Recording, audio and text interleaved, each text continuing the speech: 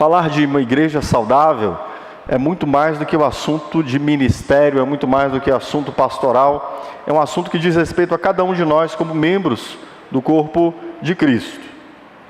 E hoje, dentro desse tema, 9 marcas de uma igreja saudável, eu ministrarei um sermão que perpassa a segunda marca essencial de uma igreja saudável. A segunda marca essencial de uma igreja saudável é teologia bíblica. Pastor, teologia não é coisa de teólogo, não. Teologia não é coisa de academia. Teologia não é coisa de seminarista. Queridos, teologia é algo que perpassa a vida de todos nós. Como nós compreendemos Deus? Quem é Deus? Como nós nos relacionamos com Deus? Como podemos nos achegar a Deus? Qual é de fato a compreensão correta, à luz das Escrituras, de quem Deus é e como nós nos achegamos a Ele? Isso são assuntos de teologia. Como orar? Qual a implicação de orar? O que é fé? São assuntos de teologia. E temos visto que falar das marcas de uma igreja saudável é falar daquilo que diz respeito à saúde de cada um de nós enquanto cristãos. Portanto, falar de uma teologia bíblica, ou seja, uma compreensão de Deus, uma compreensão da fé, que nasça da Bíblia, é fundamental, é essencial, queridos, para cada um de nós. Nós não teremos condições de compreender quem Deus é de forma correta, adequada, de forma alinhada à Escritura, se não for através de uma teologia bíblica. E não se engane, há muitas falsas teologias, teologias que não são bíblicas, teologias que não nascem da Escritura, palavras ditas em nome de Deus, que Deus nunca disse. Vivemos um tempo estranho, e eu diria que não é apenas no nosso tempo, isso de antanho, isso de há muito.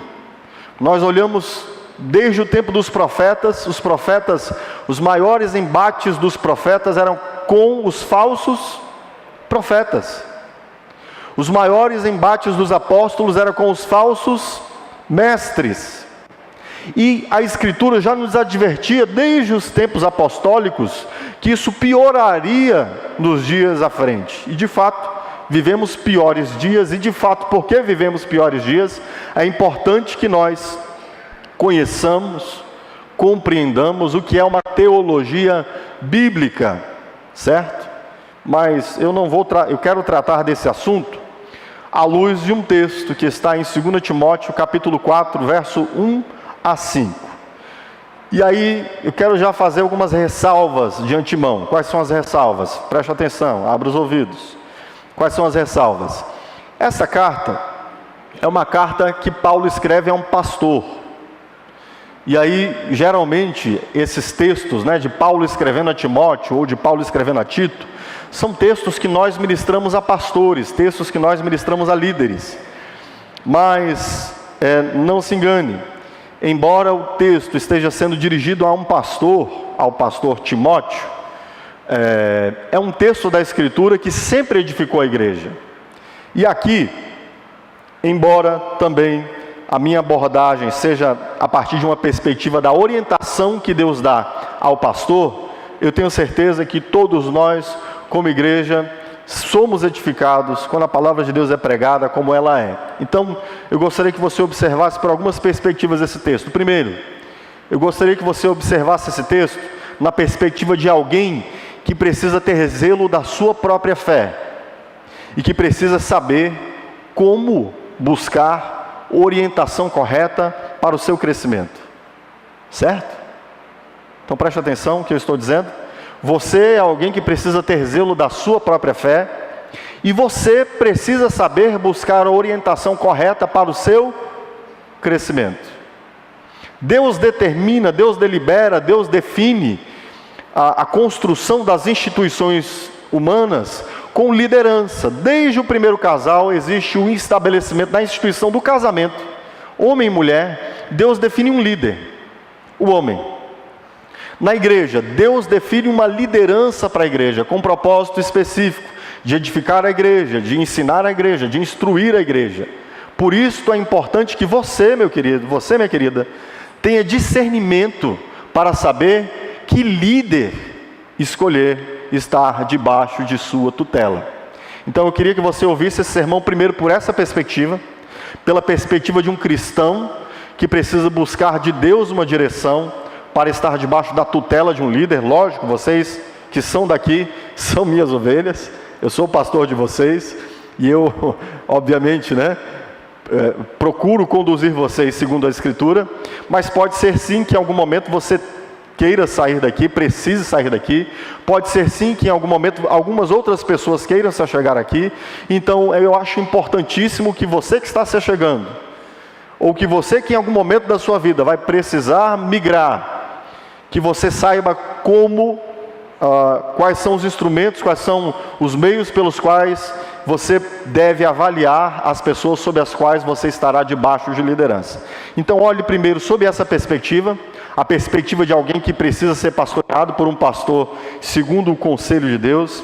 E eu quero que você olhe por outra perspectiva, a perspectiva de uma ovelha, de um membro que precisa ser cooperador com o seu pastor, com a sua liderança. Deus constitui uma liderança na igreja com um objetivo muito específico, com um chamado muito específico, com um mandamento muito específico.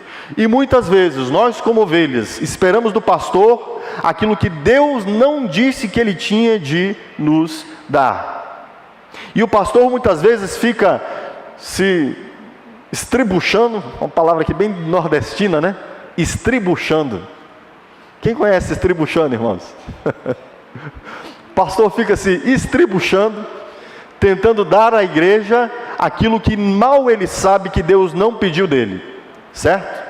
E obviamente, como nós vamos falar sobre teologia bíblica, queridos, quem deve conduzir a igreja dentro de uma teologia bíblica é especialmente o seu pastor. O pastor, veremos ao longo desse sermão, ele é a pessoa a quem Deus requererá, a quem Deus trará juízo sobre o seu ministério de conduzir a igreja segundo sua palavra. Entende? Óbvio, seria impossível falar de uma marca essencial de uma igreja, que é a teologia bíblica, sem falar da responsabilidade que há do pastor de conduzir a igreja em uma teologia bíblica. Ok? Entendido? Então, olhemos por essas duas perspectivas. Primeira perspectiva de você enquanto membro, que eventualmente há de ter a necessidade de buscar uma liderança sob a qual você deve estar. E olhe pela perspectiva de uma ovelha que precisa auxiliar o seu pastor, a fim de que ele conduza o rebanho de Deus segundo os propósitos de Deus. Abra sua Bíblia comigo em 2 Timóteo, capítulo de número 4, nós leremos os versos 1 a 5.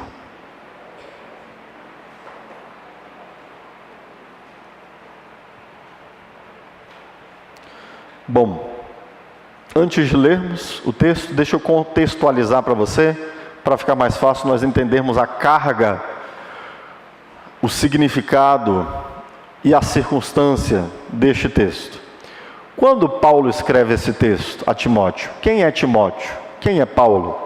Paulo nós o conhecemos. Paulo foi um grandioso, um soberbo, um sublime apóstolo, o maior dos apóstolos, certamente.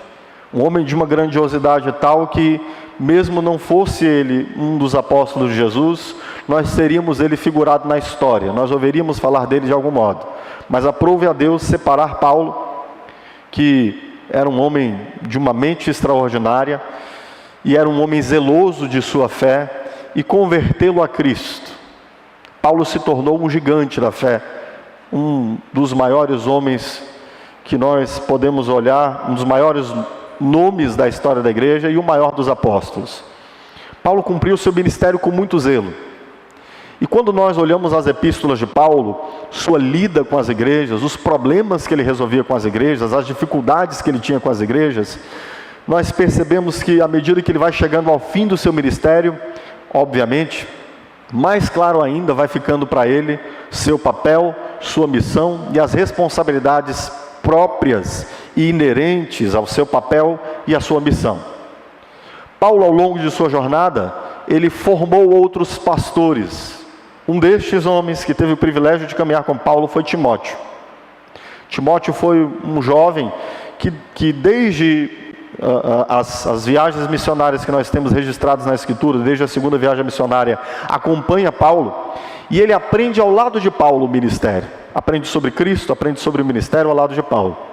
Quando Paulo escreve esta epístola aqui especificamente, Paulo estava às portas de sua morte, provavelmente na sua segunda prisão em Roma, já tendo sua sentença decretada, sentença de decapitação. Quando então Paulo dirige essas palavras a Timóteo, ele sabe que são as últimas palavras que ele está dirigindo ao seu filho, seu pupilo, a quem ele tanto amava, Timóteo, que era um pastor, a quem ele havia designado uma determinada região.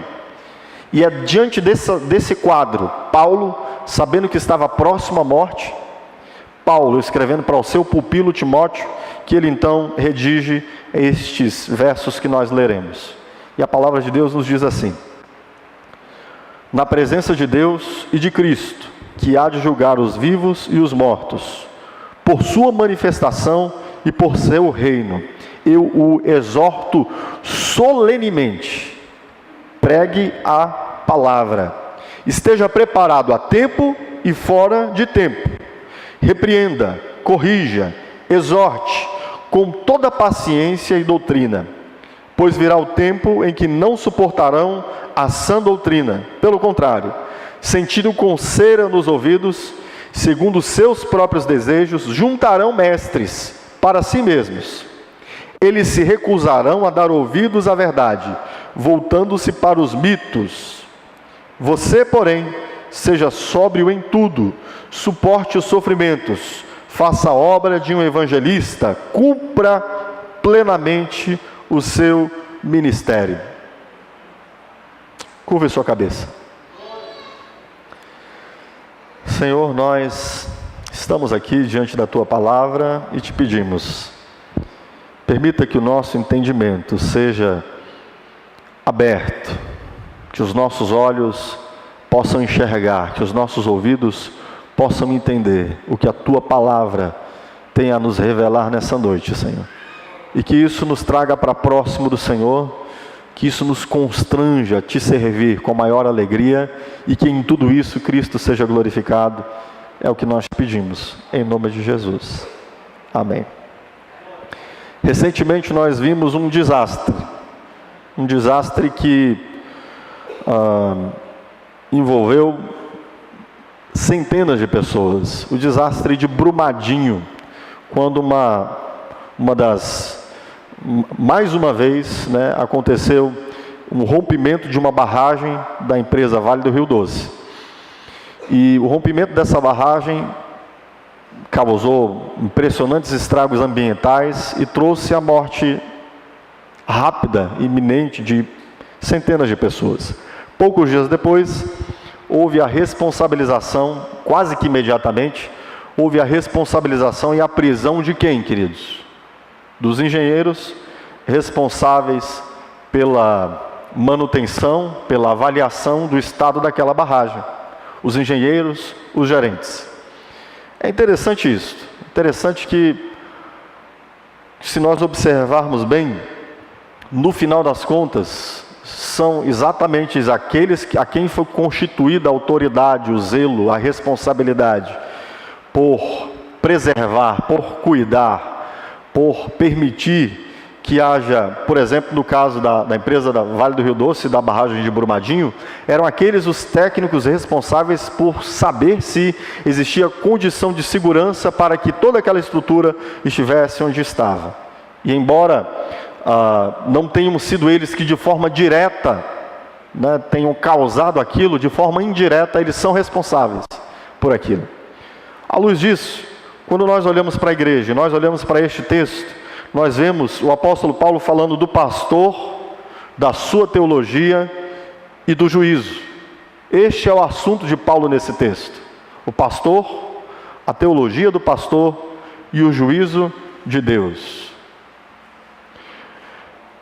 Quando nós observamos esse texto, Paulo desenvolvendo esse assunto, ele o desenvolve com as seguintes considerações. A primeira consideração que o apóstolo Paulo faz é uma exortação solene que ele faz ao pastor Timóteo.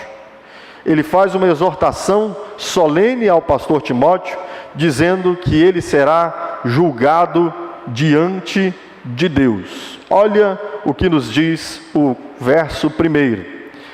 No verso 1, no final do verso 1, o apóstolo Paulo diz assim: eu o exorto solenemente. Eu apelo a você solenemente. Eu apelo a você das entrâncias da minha alma. Eu apelo a você diante de Deus.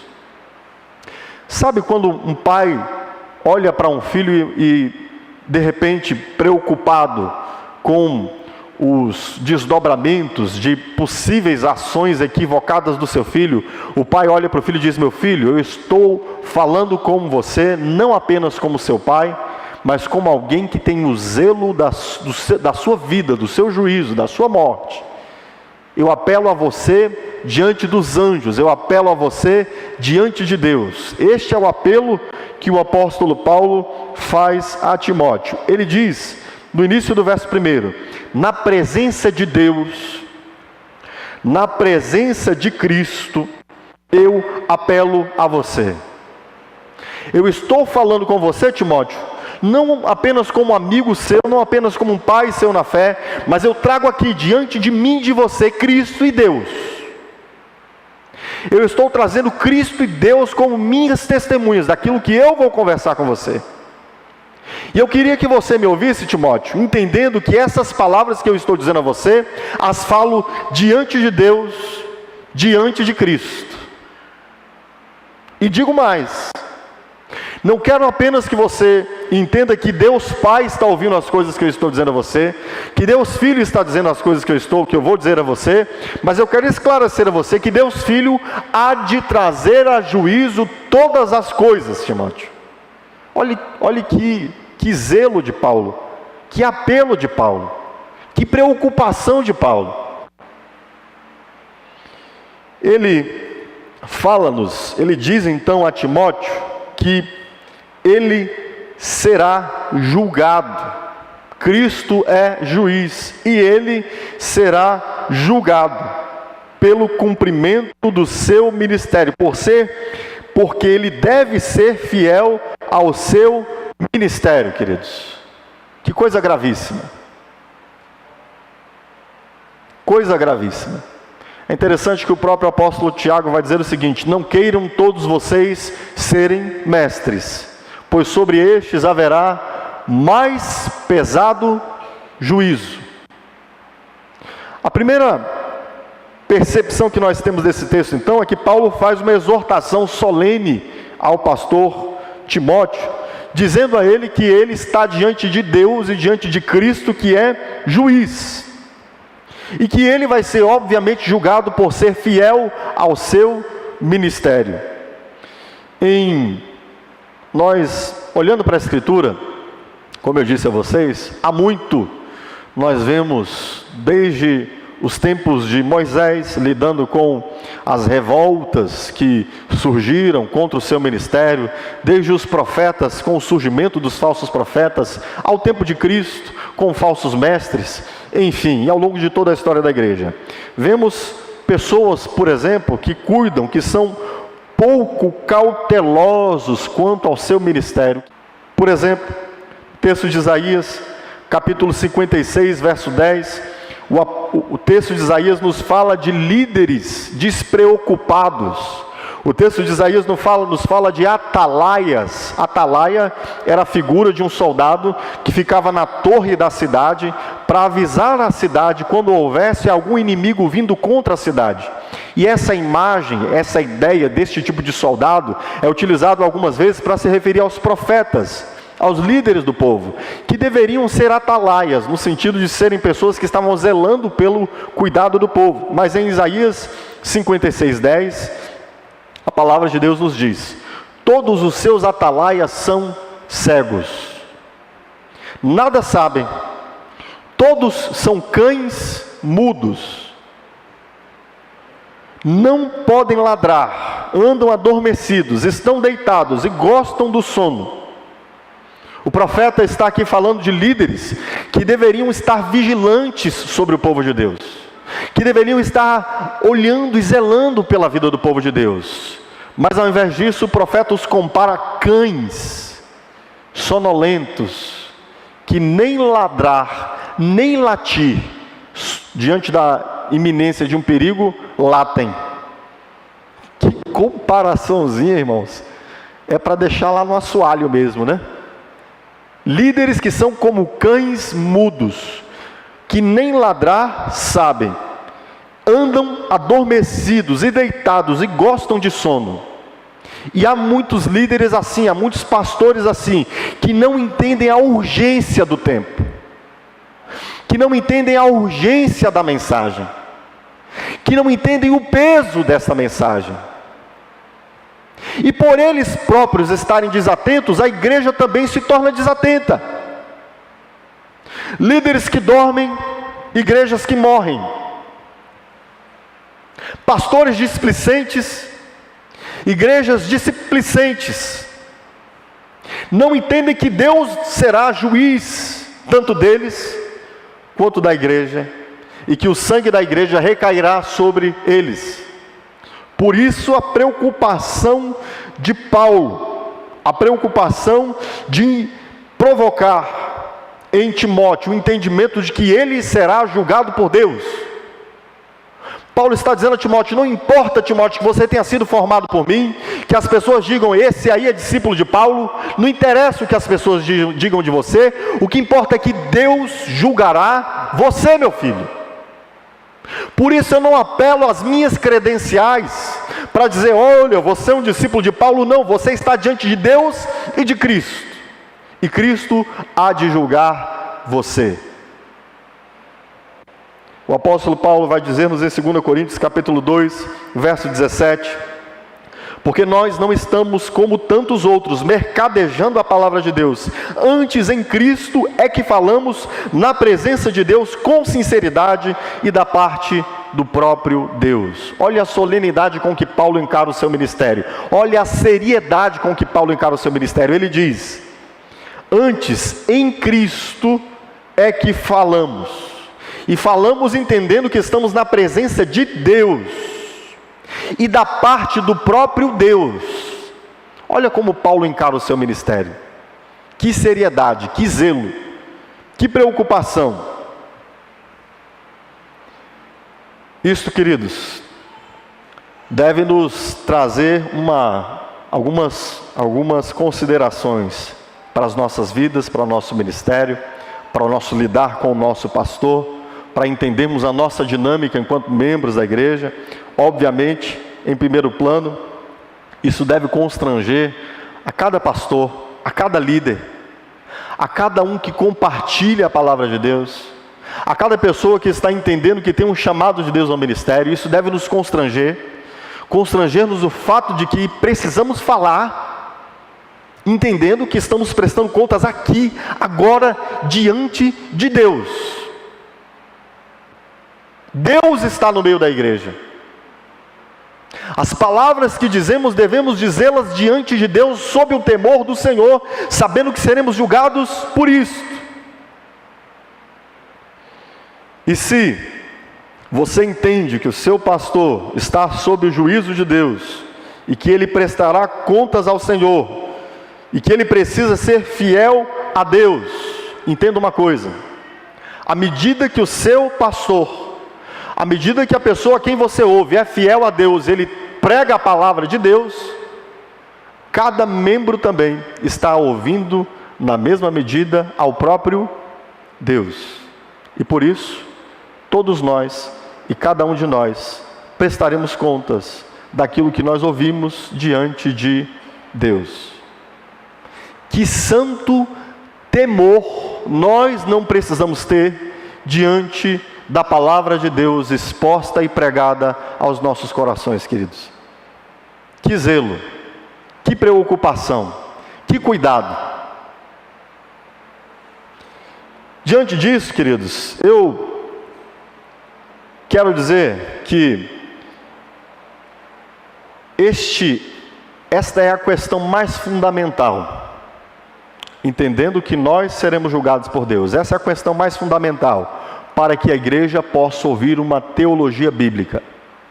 Porque à medida que ela tem um líder, um corpo de liderança, que entende a importância, o zelo que há na pregação da palavra de Deus, esta igreja buscará expor a Escritura como ela é, com o zelo de Deus, a fim de que o povo de Deus seja instruído pelo próprio Deus.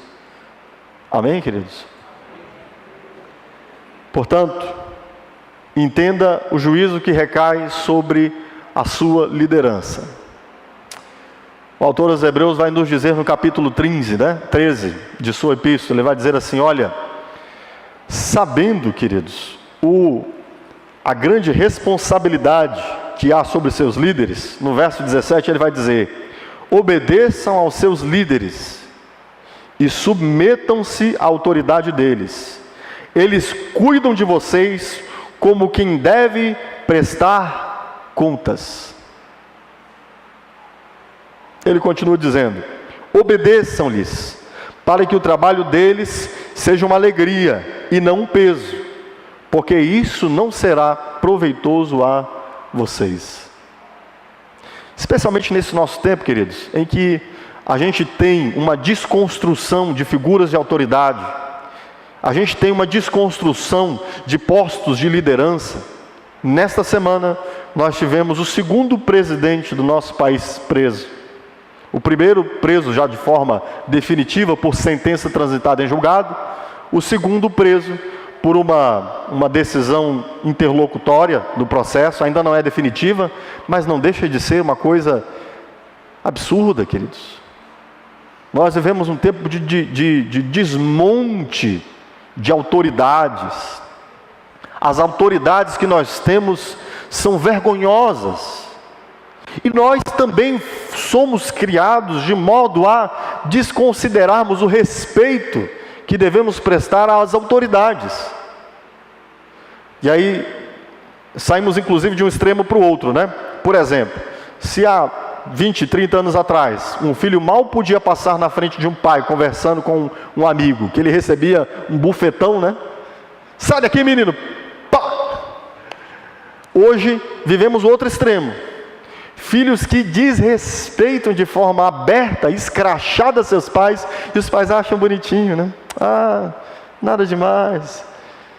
Saímos de um extremo para o outro, de um extremo de um autoritarismo, sem carinho, para um outro extremo, um extremo de um desleixo. E os nossos filhos criados assim, não têm referência de autoridade. Vivemos um tempo de desmonte de autoridade, mas à luz da Escritura, este é um princípio importantíssimo para o crescimento da nossa fé. Que princípio? O princípio da autoridade. Desde as instituições de núcleo, como a família, existe princípio nas Escrituras sobre liderança dentro da família, até, obviamente, a igreja. Deus estabelece na igreja uma liderança a fim de que esta liderança conduza o seu povo segundo a Escritura. E esta liderança há de sofrer juízo. E você, enquanto membro de uma igreja, deve entender que sua liderança, à medida que a sua liderança caminha e instrui você nas Escrituras, a orientação da Escritura para cada membro de sua própria igreja é de que obedeça a seus líderes, submeta-se à autoridade deles, porque eles cuidam de você como quem vai prestar contas a Deus. Bem, esta é a primeira percepção que nós podemos ter desse texto sobre o pastor, sua teologia e juízo. O apóstolo Paulo diz: exorta então a Timóteo, de forma solene, de que ele será julgado por Deus. A segunda percepção que vemos nesse texto, que nós podemos ter desse texto, é sobre o objeto pelo qual o pastor será julgado. Pelo que o pastor será julgado, mais especial e especificamente na condição de pastor, de líder do rebanho. de mestre do rebanho. Sob o que Deus o trará a juízo? Deus o trará a juízo quanto à sua pregação e ensino. Se ele prega e ensina uma saudável teologia à igreja, uma saudável mensagem da Escritura à igreja, se essa mensagem da Escritura é condizente com a palavra de Deus. Olha o que nos diz no capítulo 4, os versos 2, verso 3, o apóstolo Paulo diz assim no verso 2, prega a palavra. Prega o que, queridos? A palavra. No verso 4 nós podemos deduzir por comparação, que ele diz assim, eles se recusarão a dar ouvidos à verdade. No verso 3, pois virá um tempo em que não suportarão a sã doutrina.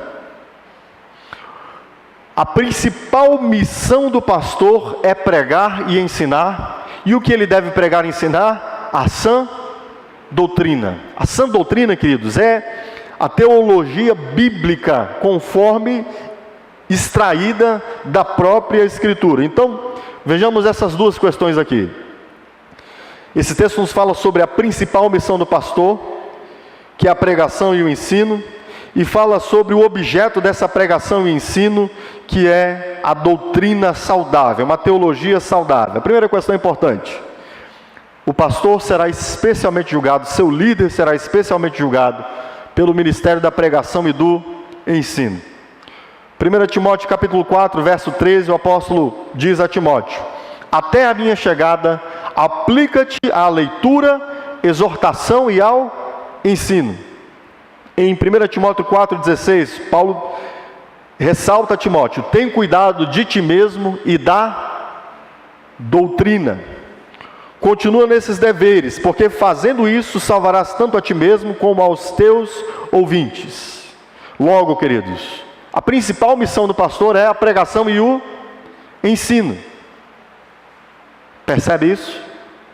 Então, olhe por aqui, olhe por essa perspectiva. Duas coisas que a gente precisa atentar aqui. Primeiro, se a principal missão do pastor é a pregação e o ensino, qual é a principal missão da ovelha? Aprender e ser ministrado pela pregação da palavra de Deus. Todas as coisas que Deus tem de transformar na sua vida, meu amado, todas as coisas que Deus tem de operar na sua vida, isso acontecerá por meio da palavra de Deus.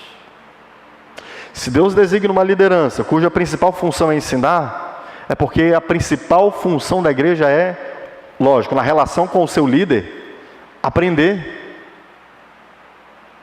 Se Deus designa uma liderança cuja principal função é pregar, é porque é sendo ministrado pela pregação da palavra de Deus que nós seremos transformados pelo Senhor.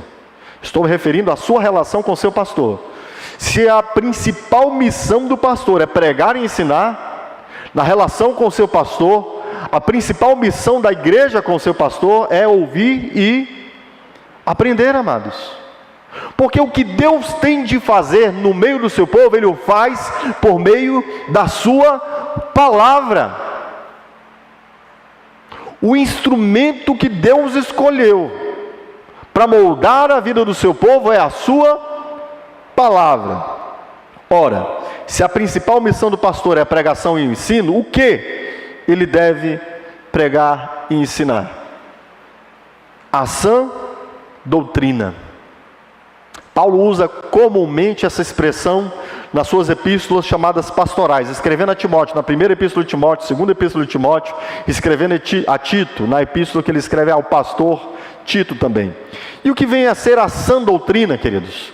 Se nós observarmos as epístolas de Paulo, as primeiras epístolas de Paulo, as epístolas intermediárias de Paulo, as últimas epístolas de Paulo, nós vemos que Paulo vem amadurecendo na formatação da sua linguagem, não é?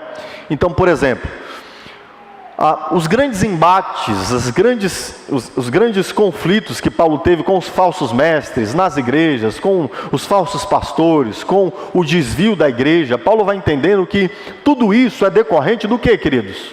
De uma doutrina equivocada, de uma doutrina doente, de uma teologia equivocada, de uma teologia doente. A igreja torna-se doente quando ela é submetida a uma pregação doente. A igreja morre quando, depois de muito tempo adoecida, ela convalescendo, não sabe onde buscar saúde e restauração. A igreja morre quando a pregação é morta. A igreja morre quando a teologia é morta. A igreja morre quando a palavra de Deus ela é abusada. Por isso, a importância de Paulo dizer que o que deve ser pregado, se a principal missão do pastor é a pregação e o ensino, o que deve ser pregado é a sã doutrina. O que é a sã doutrina? É uma teologia bíblica que percorra toda a Bíblia, que seja extraída da Bíblia, que seja saudável, e que olhando a Bíblia nós consigamos perceber que essa verdade vem da Escritura, amados.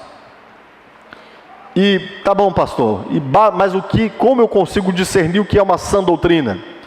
É simples, queridos, é só nós observarmos o que foi a pregação de Paulo.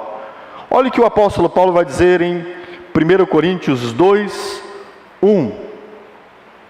Paulo vai dizer: eu, irmãos, quando fui ter convosco, anunciando-vos o testemunho de Deus, não o fiz com ostentação de linguagem ou de sabedoria, porque decidi nada saber entre vocês, senão a Jesus Cristo e este crucificado.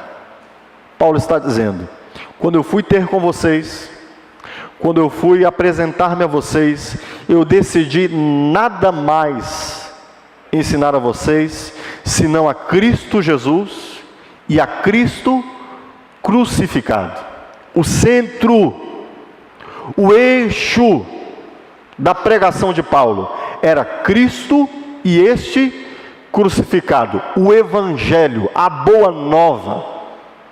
Não é à toa que no próprio mandamento que Jesus dá aos seus discípulos, registrado no Evangelho de Marcos, quando ele está comissionando os discípulos, ele ordena os discípulos a pregarem o que, queridos? O Evangelho. Portanto, queridos, a sã doutrina, antes de tudo, ela tem no seu coração, no seu eixo, no seu centro, o Evangelho. E toda a Escritura interpretada a partir do Evangelho. Quando nós olhamos para a pregação de Paulo, ele nos diz que Deus o enviara não para batizar, mas para pregar o Evangelho. A pregação do Evangelho, o Evangelho no centro, é o eixo de toda a saúde da vida da igreja, queridos. Toda boa teologia bíblica nasce do Evangelho. E como nós vemos nos nossos dias este descuido e às vezes até a ignorância de muitos líderes e de muitas ovelhas. Muitos líderes que vão ao texto do Antigo Testamento, vão ao texto do Novo Testamento e nem sequer no Novo Testamento conseguem apresentar Cristo e o seu Evangelho. Tantas pregações atravessadas, queridos, que pegam a Bíblia, desmontam a Bíblia. A Bíblia é um livro perfeito. Eu ouço pessoas estupidamente, me permita a expressão, dizendo que a Bíblia, cada um tem a sua interpretação. A Bíblia é um livro tão perfeito que ela se completa, ela se regula, ela tem princípios para nós entendermos a ela, interpretarmos a ela, nos achegarmos a ela e ouvirmos as palavras de Deus nela, e estão lá esses princípios. O que eu acho impressionante é que os princípios estão lá. Assim, quando nós vamos estudar direito, e por exemplo, no campo do direito, uma das primeiras ciências com as quais o estudante de direito vai se deparar são com os princípios do direito. Você não chega a entender as leis sem primeiro entender os princípios basilares que erguem o direito. E só entendendo os princípios basilares é que depois você pode chegar às leis e interpretar as leis a partir dos princípios. Toda interpretação de direito que despreza os princípios é uma interpretação equivocada. Assim também, no campo da Escritura, a própria Escritura vai estabelecer princípios. O Senhor Jesus, por exemplo, vai chegar aos discípulos e dizer para eles, os discípulos que estavam entristecidos porque ele havia sido crucificado, ele vai dizer: será que vocês não sabem que toda a Escritura fala a respeito de mim?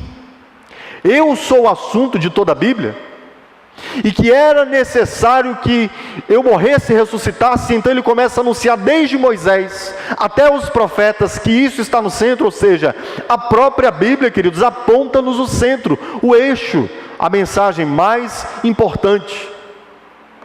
Por isso que muitas vezes nós vemos interpretações equivocadas e pessoas que, falando em nome da Bíblia, distorcem a Bíblia. E não apenas eles estão debaixo de juízo porque estão pregando a Bíblia errado, quanto as próprias ovelhas estão equivocadas.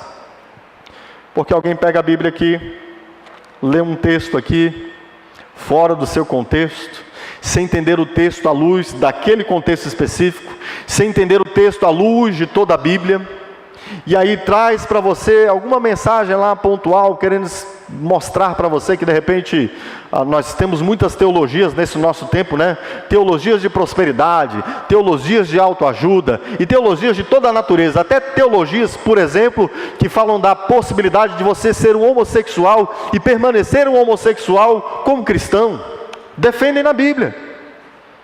Eu lembro que no meu tempo de seminário de faculdade teológica, há 20 anos atrás, um dos primeiros seminários que fiz foi sobre a teologia homossexual.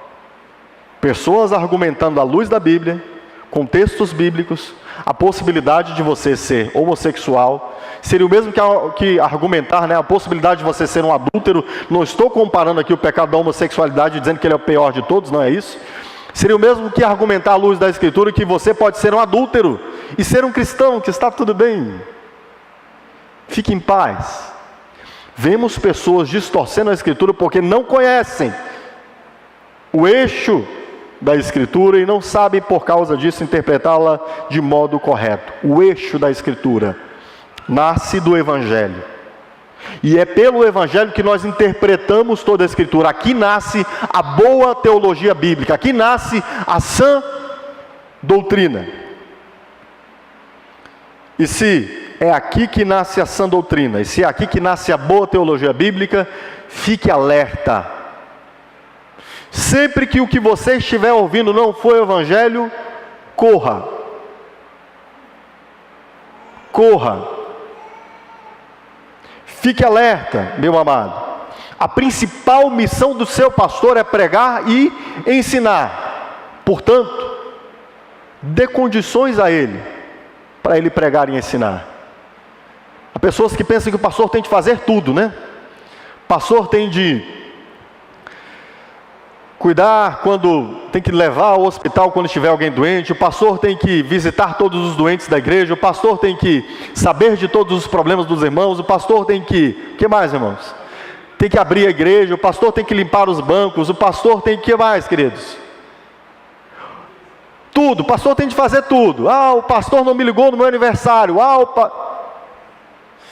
Sim, eu até entendo que o pastor precisa também, né, em alguma medida, cuidar de algumas coisas. Mas deixa eu dizer uma coisa para você. A principal missão dada ao seu pastor, pela qual ele vai ser julgado por Deus, é o ensino e a pregação. O seu pastor está diante de Deus para falar em nome de Deus a você, a fim de que você aprenda o Evangelho de Deus e cresça na graça de Cristo. Entende? O mais, queridos, ajude. Tem um irmão enfermo? Vá lá visitar o irmão. Entende? Tem um irmão precisando de um aconselhamento? Faça isso também. Auxilie. Afinal de contas, deixa eu te dizer uma coisa, eu não sei se você sabe disso, não sei se isso vai ser novidade para você, isso é algo que eu vou desenvolver com vocês mais à frente, talvez você nunca tenha ouvido falar disso, mas você sabia que o ministério pastoral da igreja é de toda a igreja? Como assim, pastor? O ministério de docência da igreja não é de toda a igreja, ele é especialmente do pastor. É por isso que o pastor vai ser julgado.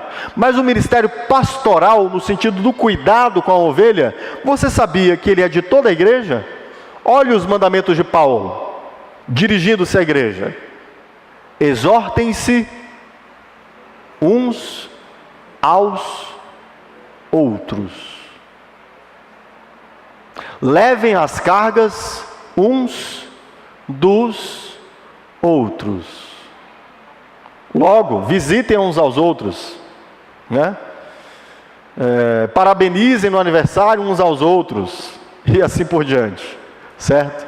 Você precisa entender do que e pelo que o seu pastor vai ser cobrado no exercício do ministério dele, até a fim de que você entenda qual é a sua participação no ministério pastoral da igreja, de cuidarmos uns dos outros, certo? Amém, queridos? Assim seja? Você cumprirá o seu ministério pastoral? Amém, que assim seja. Terceira percepção que nós temos desse texto é a postura que se exige do pastor. No verso 2, o apóstolo Paulo diz o seguinte: pregue a palavra, esteja preparado em tempo e fora de tempo. Óbvio, esta palavra está ligada à palavra anterior. O apóstolo Paulo está dizendo: esteja preparado quanto à pregação da palavra, seja habilidoso. Ou seja, se o pastor vai ser julgado, o objeto do julgamento do pastor vai ser especialmente a pregação e o ensino da palavra, é exigido então desse pastor que na pregação e no ensino da palavra ele esteja preparado, que ele seja habilidoso para isso, que ele seja habilidoso com a escritura. Deus exige daqueles a quem Ele chama ao ministério que eles sejam habilidosos com a Escritura. Em 2 Timóteo, nesse mesmo texto, nesta mesma epístola, no capítulo 2, no verso de número 15, a palavra de Deus é dirigida a Timóteo por meio do apóstolo Paulo, e Paulo diz: procura apresentar-te como um obreiro que não tem do que se envergonhar. Não tem de se vergonhar em quê? Que maneja bem a palavra da verdade, certo? O que é exigido então do pastor, o que é exigido então daquele que ensina a Escritura, de você, quando você compartilha a Escritura, é que você maneje bem também a palavra da verdade. Manejar um instrumento de forma correta. Um instrumento do trabalho do pastor, do líder, é a palavra de Deus. E ele precisa saber manejar isso de forma adequada. Deixa eu dizer uma coisa: Deus não vai exigir do seu pastor que ele seja um bom comediante. Tem gente que fala assim: se meu pastor fosse um piadista, né? A gente pudesse ir dar umas gargalhadas durante o sermão, ia ser tão legal. Tem uns pastores descolados que contam as histórias legais e tal, e só fazem as pessoas rirem, né? Aprender a verdade que é bom, está longe, né? Estão cheios dos seus próprios conselhos, de suas próprias sabedorias, mas a palavra de Deus pregada com temor mesmo, com reverência, não, né? Então deixa eu te dizer uma coisa: Deus não vai cobrar do seu pastor que ele seja um bom comediante, ou que ele seja um cara motivador. Vamos lá, irmão, uhul! Vamos lá, vai dar tudo certo! E a galera vibra, uhul! Deus não espera isso de um pastor, queridos. Deus espera que ele seja habilidoso na palavra, como um cirurgião é com um bisturi. O encargo é tão sério. Estou dizendo que de vez em quando a gente não possa fazer uma gracinha, né? Mas o encargo é tão sério que não dá para você ser um palhaço, um bobo da corte. Entende? Deus há de requerer essa perícia. Quando nós olhamos, por exemplo, os erros cometidos no campo do direito penal,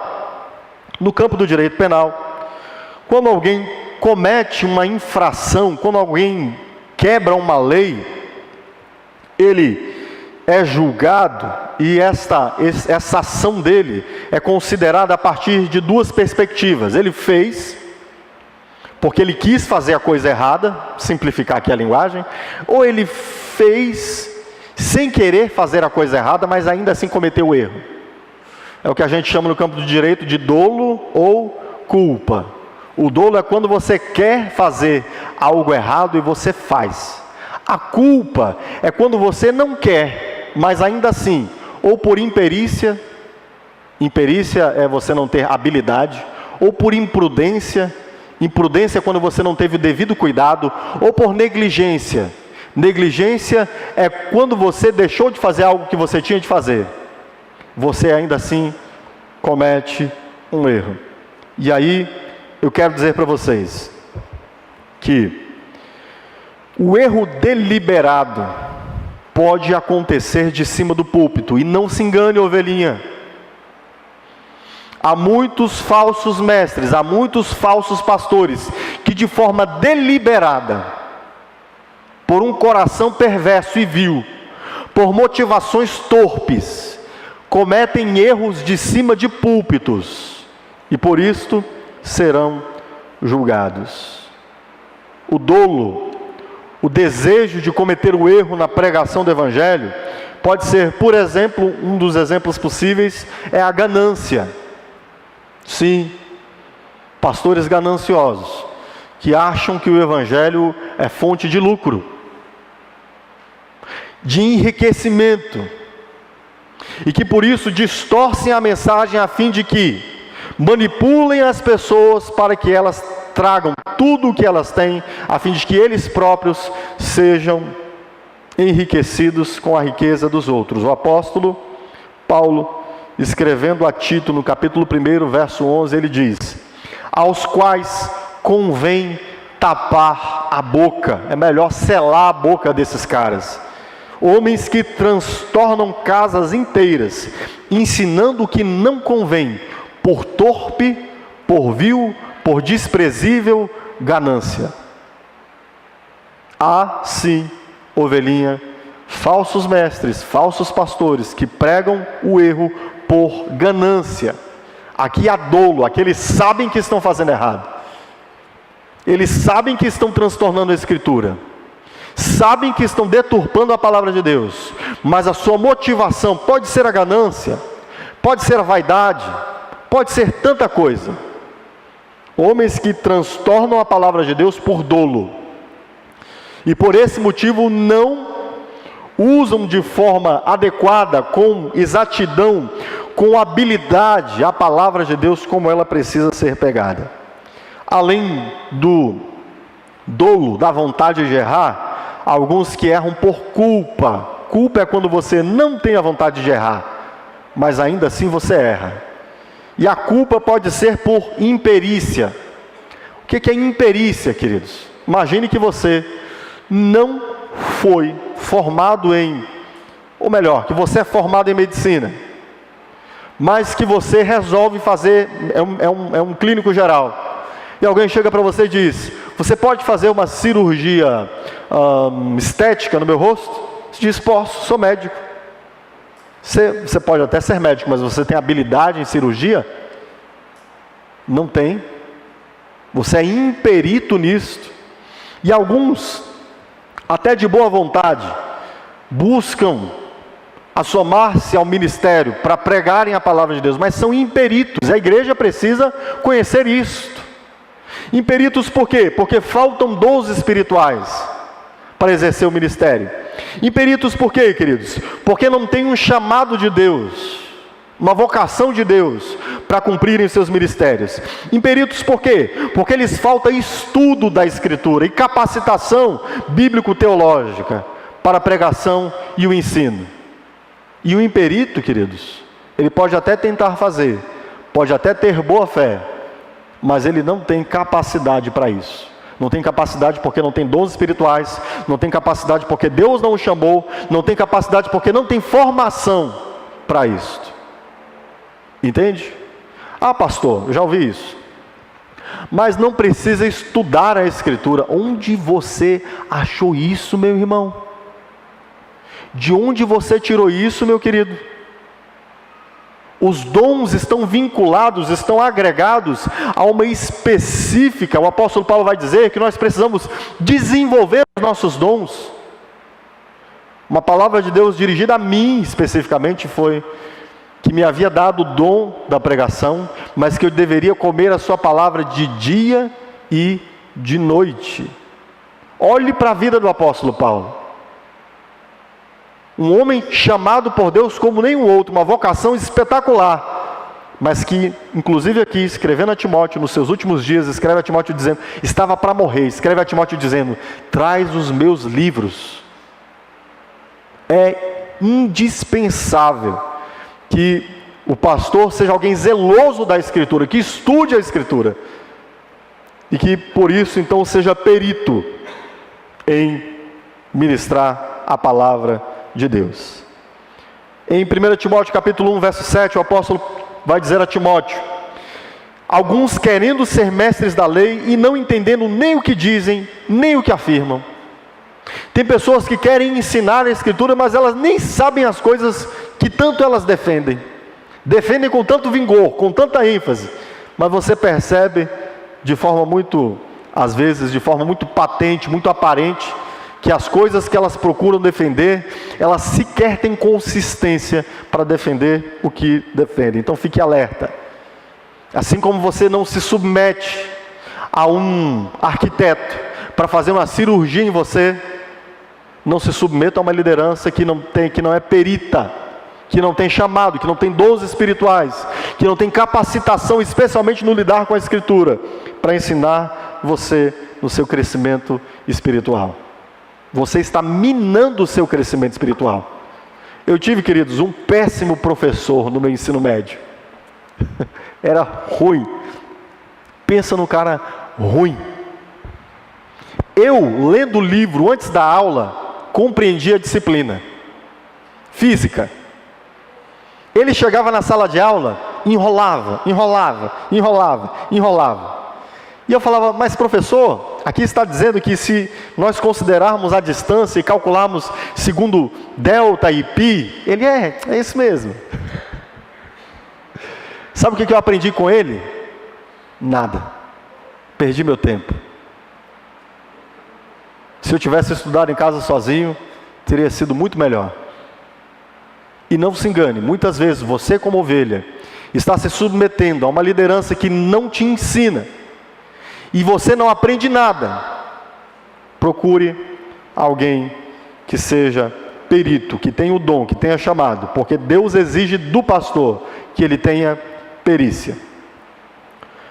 Além disso, além da imperícia, pode haver imprudência, falta de cuidado positivo. O que é imprudência? A falta do cuidado positivo, a falta de você faz algo, mas faz sem o cuidado, sem o zelo. Por exemplo, nós vemos isso às vezes, pastor que por falta, ele pode até pregar bem, mas ele deixa o púlpito às mãos de quem quer que quiser pregar. E submete a igreja às vezes a um ensino, a uma pregação, que inclusive até desmonta as coisas que ele prega. Isso é imprudência. Pastor, por exemplo, que não orienta as ovelhas. Meus irmãos, não ouçam sermões de quaisquer pessoas na internet. Pelo amor de Deus, meu irmão. Tem muita, às vezes é melhor, eu vou dizer para você uma coisa, preste atenção.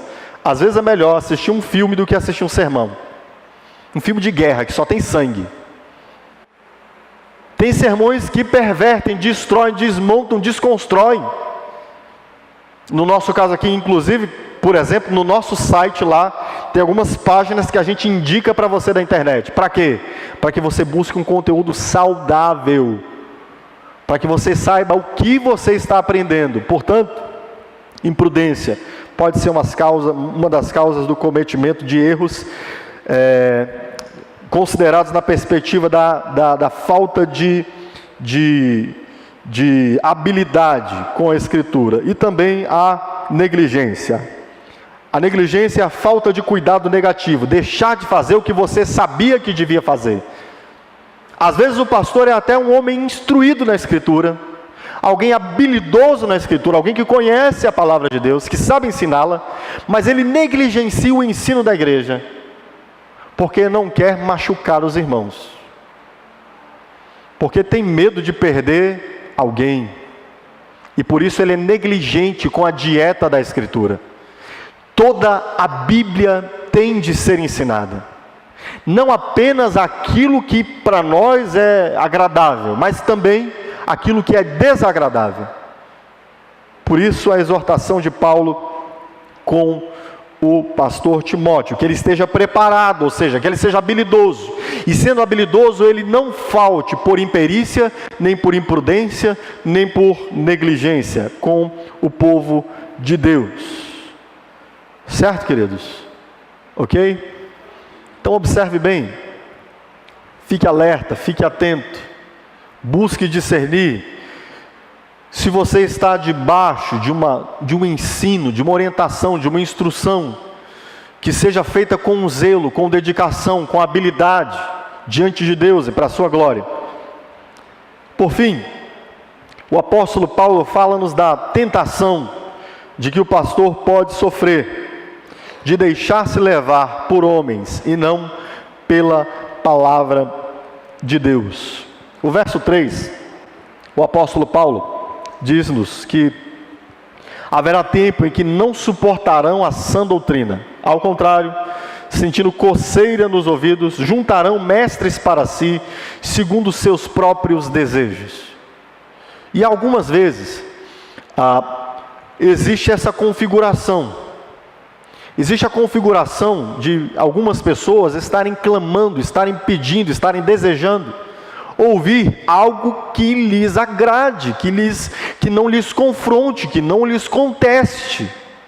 Um evangelho mais água com açúcar, uma coisa mais fácil de descer, mais palatável.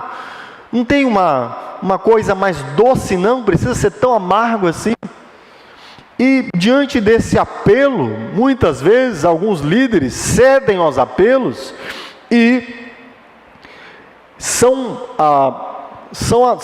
convocados por este corpo, e às vezes até de modo indireto, a serem mestres que satisfarão as concupiscências, os desejos pecaminosos da própria igreja. Juntarão para si mestres conforme as suas próprias concupiscências, e o pastor acaba cedendo e deixa-se levar por homens e não pela palavra de Deus. A igreja é formada de pecadores, o pastor é também um pecador, e se o pastor der ouvidos a si mesmo, ou se o pastor der ouvidos aos anseios da igreja, ele corre o risco de desencaminhar o povo de Deus. O pastor é um pecador, a igreja é pecadora. Por isso que nós precisamos sempre continuar ouvindo a voz de Deus. Sempre. Sempre. O apóstolo Paulo fala dessa luta que existe dentro de nós, em Romanos capítulo 8. A carne contra o espírito contra a carne, para que nós não façamos o que nós desejamos. E por isso, queridos, é que nós precisamos da palavra de Deus. É como o nosso filho pequeno, que a gente tem que repetir a mesma coisa, dia a dia, ano a ano. Não é assim? Não é desse jeito com o nosso filho pequeno? Nós somos assim, amados. E quando o pastor não entende, olhando lá para trás, que ele vai prestar contas a Deus, e ele cede ao apelo do povo, acontece o que nós vemos, por exemplo, em Êxodo capítulo de número 32. Em Êxodo capítulo de número 32, a palavra de Deus ao povo foi, através de Moisés, Deus usou o líder Moisés para dizer ao povo: esperem aqui embaixo, eu vou subir lá, Deus vai me dar as suas palavras e eu volto a vocês. Ele comissionou Arão para ficar cuidando do povo, seu irmão e sacerdote. Mas aí o povo começa, né? Caramba, esse cara não está demorando demais não? Esse pastor quase não aparece na igreja, que dificuldade de ver esse pastor aqui. Ele foi lá para um seminário teológico de atualização e até agora não voltou, o que a gente vai fazer? E aí começa no ouvido de Arão, né? Não, Arão, vamos fazer deuses aqui, vamos botar uma imagem, vamos seguir. Afinal de contas, Deus está conosco, nós somos o povo de Deus, Deus está conosco. Todos nós, Deus chamou a todos nós. E apertaram Arão, apertaram Arão, apertaram Arão, apertaram Arão, apertaram Arão, até que ele cedeu. O povo está pedindo.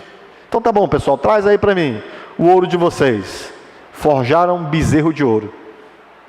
Em pouquíssimo tempo, o povo que tinha saído lá do Egito, que tinha visto a poderosa mão de Deus intervindo sobre eles com milagres e sinais, abrindo inclusive o mar de vermelho, esse mesmo povo, que viu o mar vermelho ser aberto, estava se prostrando diante de um bezerro de ouro.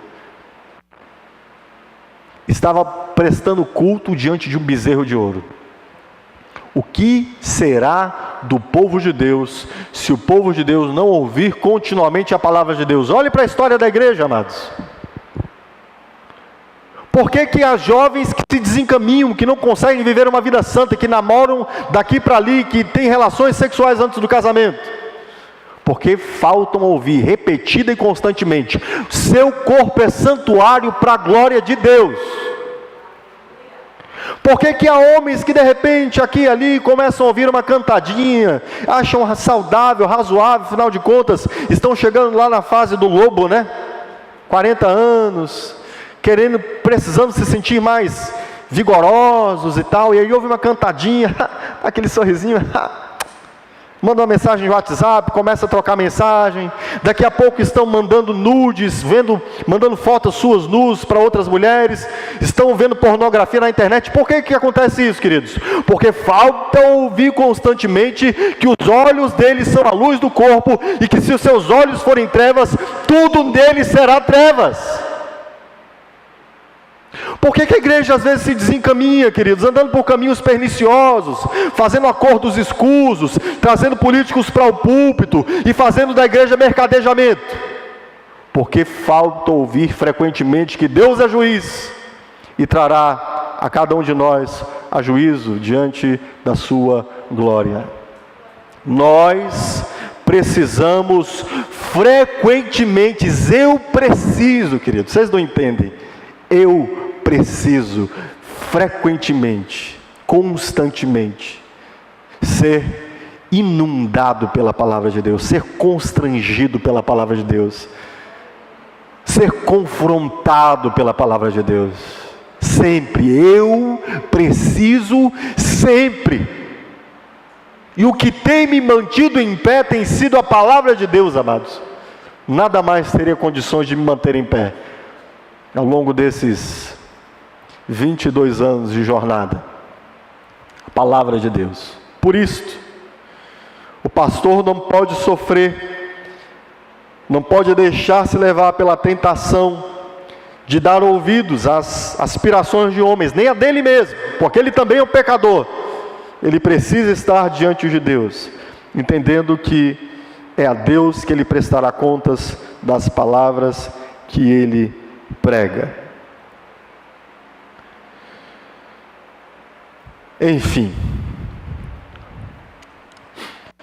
para concluir, eu quero concluir com um texto de Paulo aos Coríntios, no capítulo 4, verso 1. Aqui nós temos, se nós observarmos o contexto em que Paulo escreve isto, Paulo atrás vem exortando a igreja de Corinto, porque a igreja de Corinto estava supervalorizando a sua liderança. Alguns dizendo: nossa, eu sou de Paulo, Paulo é extraordinário, Paulo é o cara, Paulo é demais. Outros estavam dizendo: nossa, Apolo, que cara espetacular, Apolo é doutor, Apolo é mestre, Apolo é isso, Apolo é aquilo. E Paulo vai baixando essas discussões, dizendo: irmãos, nós não estamos aqui nem por causa de Paulo, nem por causa de Apolo, estamos aqui por Cristo. E Paulo faz uma moderação dessa compreensão que a igreja precisa ter da sua liderança, do seu pastor. Ele vai dizer em 1 Coríntios capítulo 4: assim pois, importa que os homens nos considerem como ministros de Cristo e dispenseiros dos mistérios de Deus. Ora, além disso, o que se requer dos dispenseiros é que cada um deles seja encontrado fiel. Certo? Então, redefinamos as coisas como elas precisam ser. Como as coisas precisam ser? Os pastores não são super-homens, os líderes não são super-apóstolos, não existe isso. Por outro lado, a cada um deles foi comissionado uma determinada autoridade sobre a igreja. Que autoridade? Eles são ministros de Cristo, somos ministros de Cristo. Para quê? Para sermos dispenseiros, de quê? Dos mistérios de Deus. Dispenseiro, Paulo está usando aqui a metáfora do camarada que, dentro de uma família, o servo, o escravo, que dentro de uma família é o responsável por administrar a despensa, por dizer, hoje o alimento é isso, hoje o alimento é aquilo, façam um cozimento desse alimento, amanhã vocês fritem aquilo. Ele alimenta a família, segundo a dispensação da autoridade que foi confiada a ele. Esse é o principal papel do pastor, ser um dispenseiro dos mistérios de Deus. E o que se espera destes homens? Que eles sejam fiéis. Amém, queridos? Para que a igreja tenha uma teologia bíblica saudável, uma sã doutrina, a igreja precisa de pastores fiéis. Quando você tiver a necessidade de buscar uma igreja para congregar, a primeira coisa que você procure é um pastor fiel à Escritura, que ame a Escritura, que saiba manejar a Escritura, que não deixe que a Escritura seja manipulada por prazeres e outrem, que não faça concessões à Escritura, que ele mesmo esteja submetido diante de Deus e da sua Escritura, que ele se saiba um pecador, que se não se mantiver debaixo da Escritura, ele próprio sucumbirá. Saiba que você, enquanto ovelha, tem de ajudar ao seu pastor e à sua liderança, para que ele consiga exercer o papel principal do seu ministério. Portanto, seja sim cooperador nas muitas e demais tarefas do ministério da igreja, a fim de que a sua liderança se dedique exclusivamente, especialmente, àquilo que mais importa, aquilo sob o que Deus o julgará. E Deus o julgará pela pregação do Evangelho, queridos, por trazer Cristo acima e sobre tudo, por mostrar que na cruz de Cristo é que há salvação, e que é sob esta mensagem que a igreja está fundamentada. Amém? Eu não sei quanto tempo eu vou passar aqui nessa igreja. Pode ser um tempo curto, pode ser um tempo longo, Deus o sabe. Mas eu espero que, discernindo isso, vocês tenham mais ferramentas para auxiliar os seus pastores, a mim, os próximos pastores que virão, e também a fim de que você possa saber, quando eventualmente você tiver de mudar, de fazer uma transição na sua vida, mudou de estado, mudou de cidade, precisa fazer uma transição, saber como buscar alguém sob quem você se submeterá debaixo de sua liderança. Amém, queridos? Curva sua cabeça. Senhor, aquilo que o Senhor requer com maior zelo daqueles a quem o Senhor constitui na liderança da sua igreja, é de que eles preguem a palavra, a sã doutrina, à luz de toda a Escritura, para que a tua igreja, Senhor amado Pai, seja saudável. A saúde da tua igreja vem da tua palavra. Isso é extraordinário para nós. Isso é libertador. Nós entendermos que não depende de pessoas, depende da tua palavra. É a tua palavra, Senhor, que robustece a tua igreja, que nutre a tua igreja, que santifica a tua igreja, que faz a tua igreja conhecer ao Senhor, compreender a sua glória, compreender a sua salvação. É a tua palavra que liberta a tua igreja de pecados. É a tua palavra que faz a tua igreja confiar na tua grandiosa salvação.